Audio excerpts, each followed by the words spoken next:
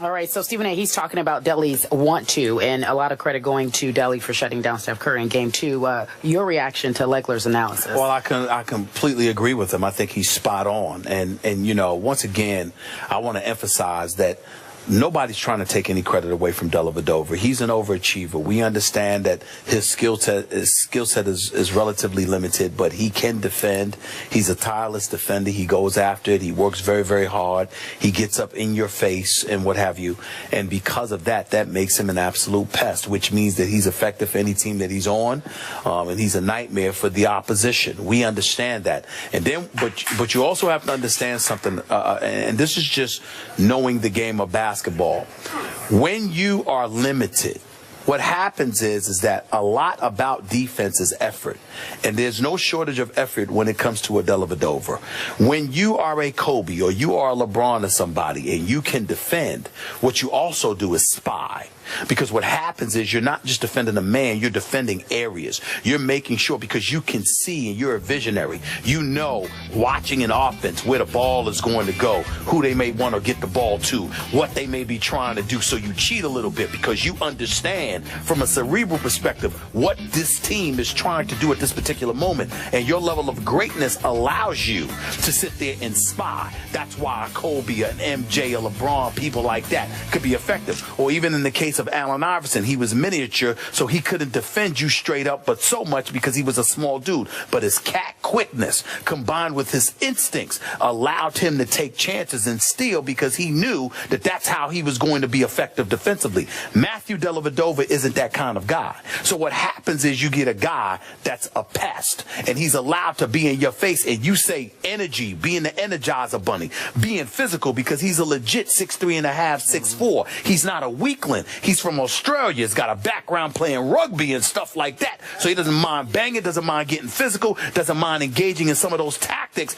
that, dare we say, today's players are relatively immune to, because back in the day where it was a more physical brand of basketball in the NBA, okay, in this day and age, it's not like that. So it's one thing where every little ticky-tack foul gets called, but it's another thing if it doesn't. If it doesn't, it can really affect you as an offensive player, because that guy is pestering you. And if Matthew Dellavedova deserves credit for anything, it's the fact that somehow, some way, he actually gets away with being in your face and being physical in today's brand of basketball. There's a skill that comes along with that elevates him to being one of, dare I say, the premier defenders in this game. And he deserves credit for it. The reason why I think, however, Skip, the reason why I think, however, you've got to pump the brakes with it is because, unlike any other sport, if you're going up against a guy whose game is predicated on athleticism and elevation and playing above the rim,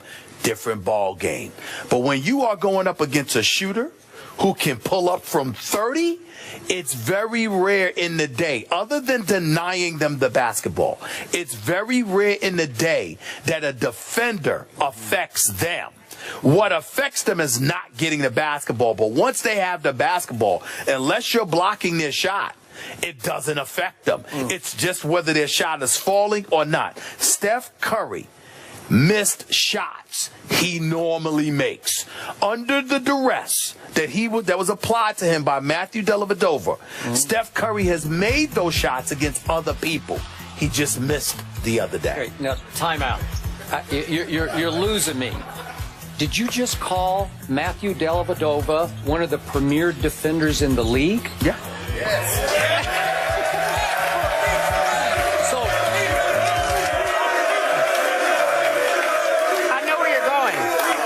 You're going, sir. So I think it was yesterday or maybe just the day before, you were pretty hard on him.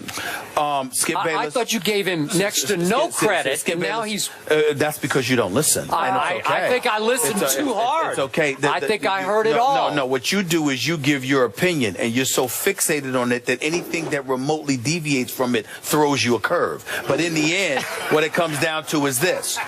Like, don't you and I both agree that Tony Allen is an elite defender?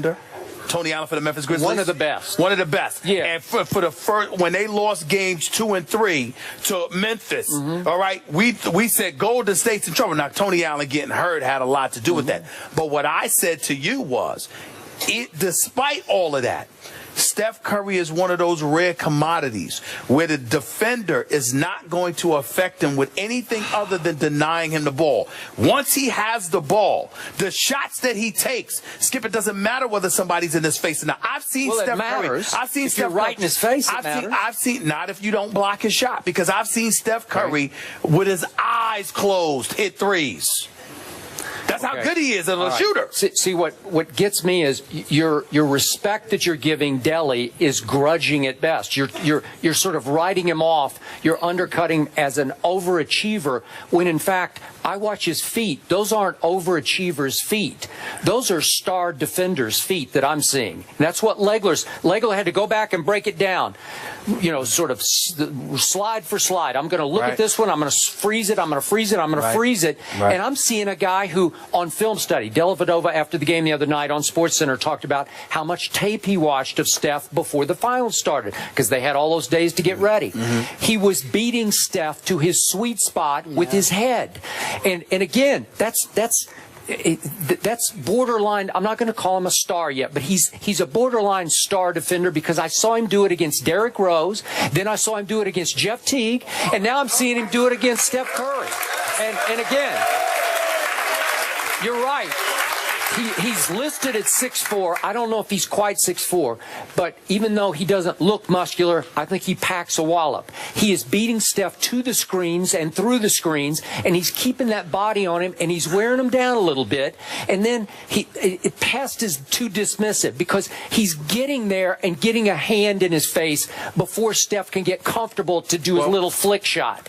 And again, can Steph go off and score 40? Sure he could tonight. He's the MVP of the league. He's the greatest shooter we have ever seen. That's what I tell you. But the job that Delly did on him this last game was pretty spectacular. And I'm going to give him spectacular, because that was something. But what I'm saying to you is that it's very astute analysis on your part, what you pointed out, because what you're highlighting is what I'm trying to say.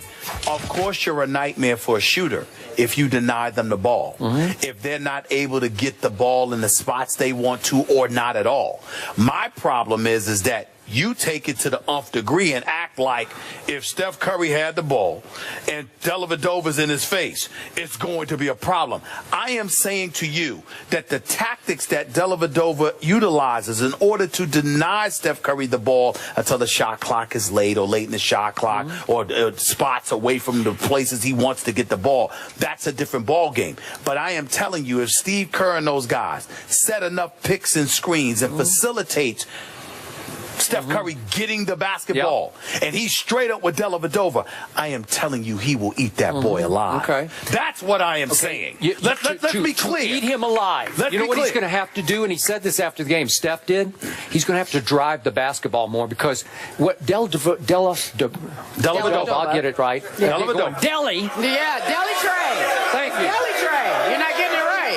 Delly is beating him to the three-point line. He's playing for the three or the jump shot. He is daring him to drive the basketball. Is that what Steph does best? I don't know. And listen, and all I'm trying to do is differentiate and highlight the difference between a lockdown defender and just a guy who's a smart defender. Yep. When I think of a Tony Allen, when I think about when a LeBron or a Kobe, even a D Wade or somebody like that, locked down on you, you have the ball. You're face to face with them. They get lower center of gravity. They spread their arms. They're like, let's go. Me and you. I am saying to you, that ain't Dellavedova. No. The Dellavedova that will deny the basketball and get you away from your sweet spots and does all of this stuff ain't the dude that gets low center of gravity, spread his arms and like, let's go. Me, I'm talking about LeBron and them saying, move the hell out the way. I got this dude. I got it. Let's go. Sure. No, that ain't Dellavedova. Not against Steph Curry. He does that against Steph Curry. I'm going to tell you what my man Charles Barkley said. They said,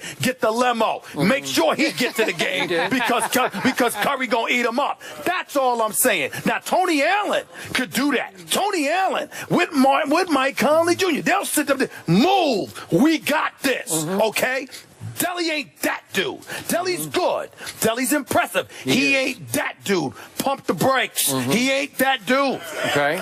Not against Steph Curry. Okay, we saw what Steph did to LeBron late in the game. Little stop and go, little step back, right? Sure, yeah. Okay, he's capable of doing that. Delly is better at defending that kind of shot than LeBron is. Just don't. It's doing it with your head more. It's anticipating the move more. Now, what I did love about the tagline for Tim Legler, what we just saw, I'm with Tim. 48 hours worth of Steph Curry, the MVP, having to hear Delly. And now we'll see what he'll bring tonight. I'm telling y'all right now, Delly don't get any help. Yeah. He tried to play Steph straight up. If Blatt and LeBron and those boys do that, Curry will drop 50 on him. Y'all ain't playing. People better calm down. This is Steph Curry we talk about. Yeah. All right, guys. We're holding court after the break. Carrie's court. It's an opportunity for the fans to talk to Skip and Stephen A. We're back in just a few moments. First Take on the road at the Supper Club. First Take is presented by Chase, celebrating small business. Learn more at missionmainstreetgrants.com. And in part by M&M's. Movies are better with M.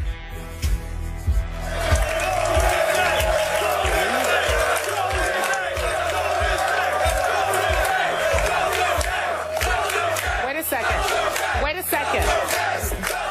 There is some confusion. There's Golden State. There's Golden State and Cavs fans. You guys are bold right here. I get you guys. You really do. Keep it friendly. Keep it friendly. We understand. These guys need to be careful. They just need to be careful. Cautious. Be kind to them. Proceed cautiously. Yeah. As I was saying, we love when people watch the show and send us some tweets. You guys know about Little B, right? You know the curse that Little B put on Kevin Durant and James Harden, which you think is kind of funny. He also said, though, he said specifically that LeBron James, there was no curse. So he's all straight, right? Everybody's good with LeBron. He just tweeted the show. He just wanted us to know that he really liked the Iman Shumpert video, and he wanted to see what you thought about it. What do you think? I just hope Little B doesn't put a curse on Delly. Uh-oh. Right? What if he did? Yeah. He's not cooking yet? No. No, not going to happen? Okay. All right, so let's talk about Game 3. Stephen A's like, I'm not a part of this. Who wins the game tonight, my friend? I'm picking Cleveland.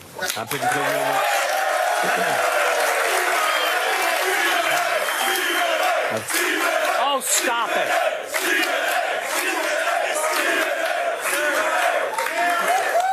I really believe that Game 3 is pivotal in this series. I think that, LeBron imploring the crowd in Cleveland to show up, to be raucous and noisy. I think that there's a need for that. He knows that his troops are going to need all the support that they can get because Golden State's going to be ready tonight. And I think that Cleveland's going to have to find a way to win. Keep in mind, Golden State is still the best team in this series. Cleveland just has the best player in the world. They will find a way to escape with tonight's game. And Iman Shumpert's got to show up offensively, too. Okay. I believe, in fact, I know that Golden State's going to win one of these two games in Cleveland, and I believe it will be tonight because I believe Steffi owes his team a game, and I think he will give his team back a game tonight. I got 100-98 visiting team tonight. Let me tell you what we owe you guys here in Cleveland. Another show. We'll be here at 3:30 this afternoon. Please join us, will you? We're going to be on ESPN. Skip Bayless and Stephen A. Smith, I'm Carrie Champion. Thank you for watching. Again, 3:30 Eastern over on ESPN. We'll give you another show